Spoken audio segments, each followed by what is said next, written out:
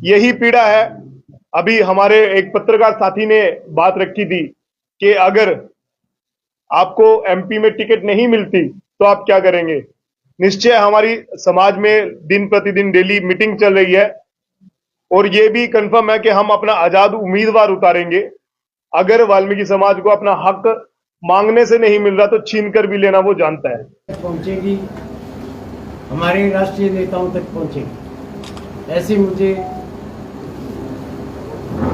आशा ही नहीं, आप सब पे भरोसा है। मैं अपना परिचय देते हुए इंद्राज धुंधवाड़ चूड़ी बागड़ियाल, उपेक्षित दलित समाज का प्रदेश अध्यक्ष और अखिल भारतीय वाल्मीकि महापंचायत का प्रदेश प्रभारी हूँ।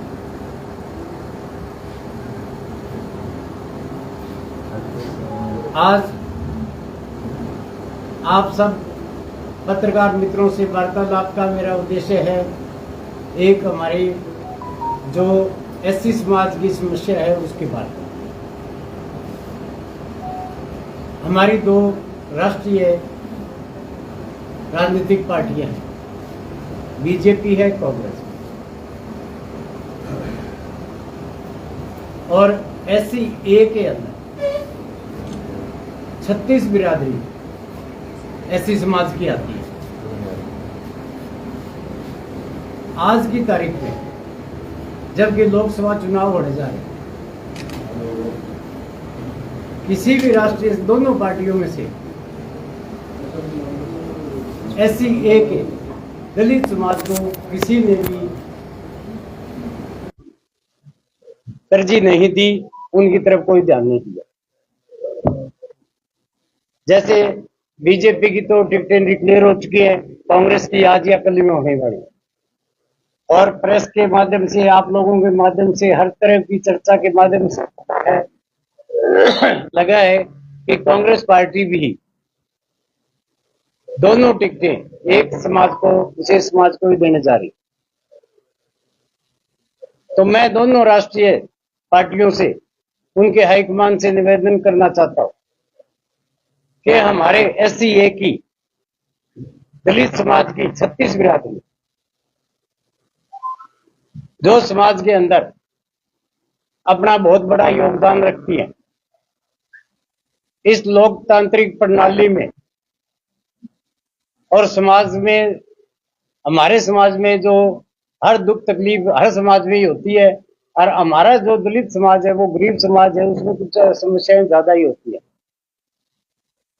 अगर ये राजनीतिक पार्टियां हमारे साथ ऐसा स्वतंत्र व्यवहार करेंगी तो कल को हमारे समाज में आने वाली समस्याओं की सुनवाई कौन करे?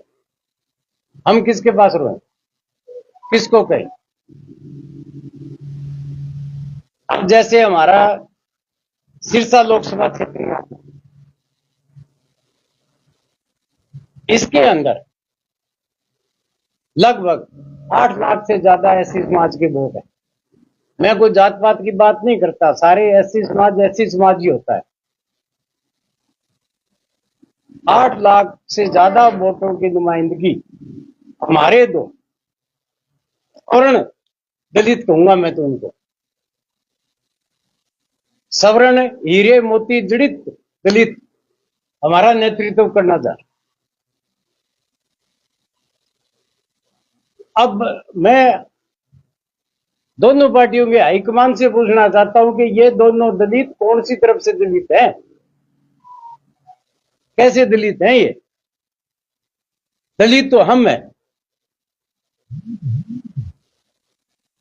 अब हम दलितों का काम क्या रह गया इनके प्रति? ये सुख शांति में हो तो इनके लिए कुर्सी बिछाना हमारा काम, अगर इनके अर्ध मर्ज हो जाए, कुछ हो जाए, तो इनकी दरी बिछाना हमारा काम नहीं रह गया।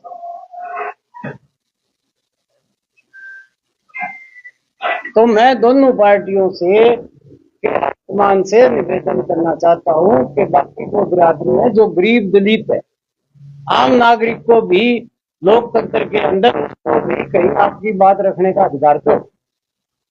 और ऐसे जो लोग हैं जो ये अब आपने नुमाइंदे हमारे को परोसे हैं दलित, इनको मैं ये हाईकमांडों से कहता हूं, और आने वाली सरकार चाहे मोदी जी की हो और चाहे इंडिया गठबंधन की हो, राहुल जी की हो, उनसे मैं निवेदन करना चाहूंगा कि ऐसे दलितों को जो है दलितों की कैटेगरी से बाहर कर दिया जाए। ये कौन सी तरफ से दलित नजर आते हैं आपको, बताओ। अब एक कैंडिडेट की तो हालत ऐसी है जैसे बिल्ली ब्याने के बाद में 7 घरों में अपने बच्चे लेके घूमती है। इसी तरह से हमारे तंवर साहब तो ऐसे हैं। इन लोगों में सत्ता की इतनी भूख है, इतनी भूख है कि हद होगी। अब बहन जी है हमारी, मैं बहन जी में क्या कहूं, भाइयों के लिए बहन जी को त्याग करना चाहिए, पर नहीं, मैं मैडम कह के बोलूंगा। अब मैडम जी को क्या करना, जिस लेवल तक उनको राजनीति में पहुंचना चाहिए तक पहुंच गए, कोई कसर है। अब किसी आम नागरिक को भी आप जो है नहीं मौका दो कहीं। आम नागरिक का भी कोई अधिकार होता था, वोट तो सबका एक एक ही है। वही वोट एक तंवर साहब का है, वही संजय मैडम का है, वही एक सिंधराज का है। वोट तो सबका ही एक है। पर जब तक ये राजशाही दलित हमारे सिर पे रहेंगे, आम आदमी की कोई दिक्कत नहीं है। मैं किसी की बुराई नहीं करता, मैं मेरे हक के लिए, मेरे जो दलित समाज की लड़ाई के लड़ने के लिए, उनकी बात रखने के लिए आप लोगों के भाइयों के बीच में आया। अब हमारे दलित समाज में ये बात जो मैं कह रहा हूं, ये भी आम दलित कहने की हिम्मत नहीं रखता। ये बात रखने की भी मैं हिम्मत कर रहा हूं। और आप सब पत्रकार भाइयों से मेरा निवेदन है कि इस बात को, मेरे दलित समाज की समस्या को ऊपर तक हाई लेवल हाईलाइट करके जन जन तक पहुंचाने का काम करें, ताकि इन लोगों की आंख खुले और हमारे गरीब लोगों के ऊपर भी कोई ध्यान। अब सबसे बड़ी समस्या आज सफाई का कार्य है। आज की डेट में कोई एक जाति विशेष का अधिकार नहीं है, उसमें आज 36 बिरादरी काम कर रही है। पहले तो सिर्फ वाल्मीकि समाज करता था, आज हर कोई करने को तैयार है। क्यों? महंगाई इतनी है, बेरोजगारी इतनी है।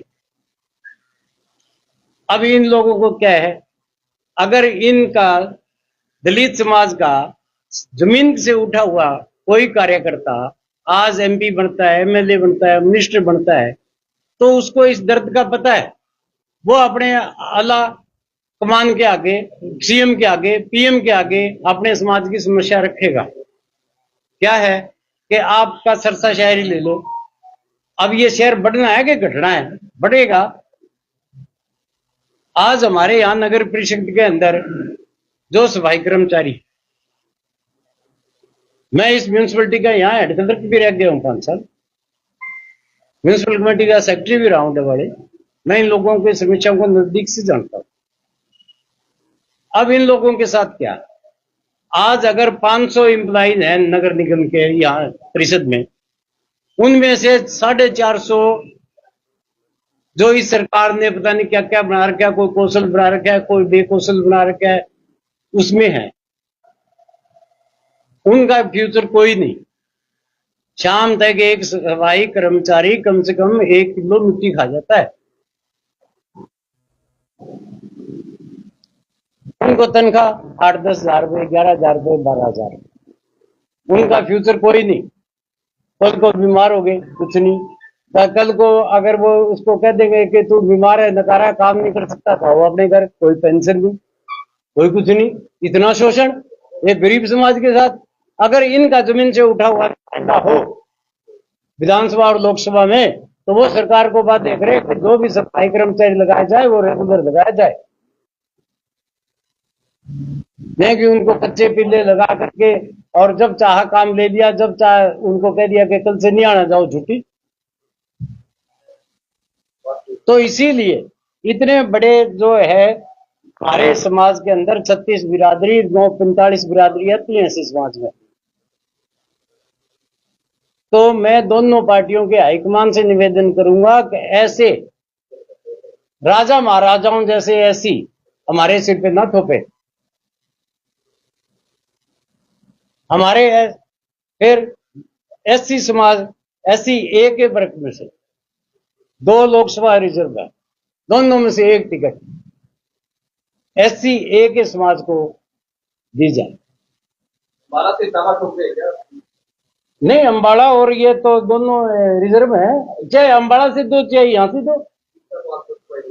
ऐसा है जी कि अब मैं ये नहीं कहता कि आप अंबाला से इससे दो सरसा से, मैं कहता हूँ आप अंबाला से दे दो। आप खुद दावा ठोक रहे हैं क्या? मैं मेरे लिए नहीं, मैं सारे समाज की बात करता हूँ और 36 से सारी बिरादरियों की जो दलित है सबकी बात करता हूँ। कोई भी सारे दलित हैं वो दलित ही हैं, उनमें कोई इक्का दुक्का ही होता है संख्या तो। कांग्रेस हाँ जी, अगर अन्य पार्टी है, आपको अगर टिकट नहीं देते तो क्या आप अपना कोई निर्दलीय उम्मीदवार की चुनाव में जैसा समाज कहेगा वो समाज में बात है। कल समाज किसी का जो हाथ पकड़ता है तो वो आदमी, मुझे पूरी उम्मीद है कि समाज से हाथ नहीं छुड़वाएगा, चाहे हारे जीते चाहे जमान जब्त हो, बचे ना बचे, जो मर्जी हो, जो समाज कह देगा वो काम करेगा। हम सिर्फ अपना हक मांग रहे हैं। मैं किसी पार्टी का किसी और का मैं पर्सनली विरोध नहीं कर रहा, हमें हक चाहिए हमारा। हम कहाँ हैं? आपके यहाँ देखो कि 8 लाख से ज्यादा वोट हैं दलित समाज के। अब दलित समाज और कुछ जातियां तो ऐसी हैं कि मेन तो 3 ही है, अपना मेघवाल समाज है, चमार समाज, वाल्मीकि, दानव। बाकी तो बेचारे मिसलेनियस हैं। थोड़े बहुत आपके हैं तो बाजीगर हैं और राजपूत है, उसके बाद थर्ड बाकी जातियां तो ऐसी ही हैं, मिसलेनियस है। तो फिर इन लोगों का आप ऐसे राजे महाराजा हमारे सिर पे ना बिठाओ। आप समाज के धरती से जुड़े, जमीन से जुड़े आदमी, जो इन समस्याओं की गहराई में जाता है, इनके लिए भी जिसके दिल में दुख दर्द है, उस आदमी को आप नुमाइंदा बनाइए। आपकी पक्षों से नुमाइंदा होना चाहिए। हाँ जी, समाज के अंदर नुमाइंदे बहुत हैं, 39 बिरादरी है। कोई ये जो मेरा अब जो ये पैरासूट के उतारे तो ये नुमाइंदे तो कोई तो नहीं है, और भी समाज में बहुत लोग हैं, काबिल लोग हैं। हाँ जी, मैंने देरी नहीं की, मेरे पास मेरे अखबारों की फोटो पड़ी है, सब पड़ी है। मैं 2-3 महीने से लग रहा हूँ और मैंने कम से कम सैकड़ों चक्कर तो दिल्ली के लगाए। कांग्रेस हाईकमान तक बात पहुंचाइए। अब लगभग फाइनल ही है, मैडम कोई मिलेगी तो क्या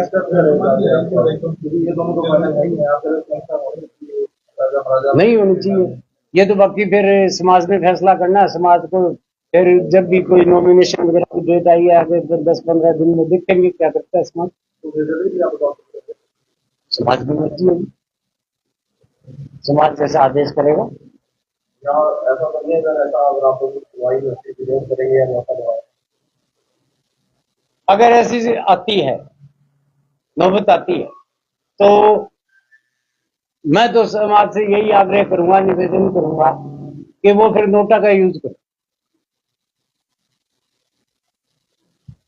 मैं किसी पार्टी का विरोध नहीं करता, मैं ये कहता कि कांग्रेस को ना देना और बीजेपी को ना देना, उसको देना उसको देना, नहीं पर्टिकुलर मैं किसी का नहीं करता। मैं ये कहता हूँ हमारी बात को नहीं सुन रहे, हमारी समस्या को नहीं, तो फिर हमने उसका क्या करना, हम नोटा बजाएंगे फिर।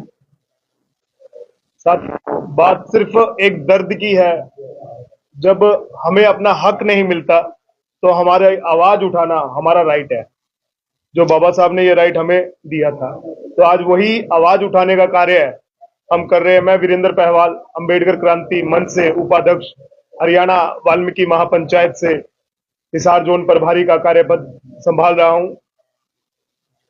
मोटी सी एक बात है, एक बाप के 4 पुत्र हैं, चारों को बराबर का हक मिलना चाहिए।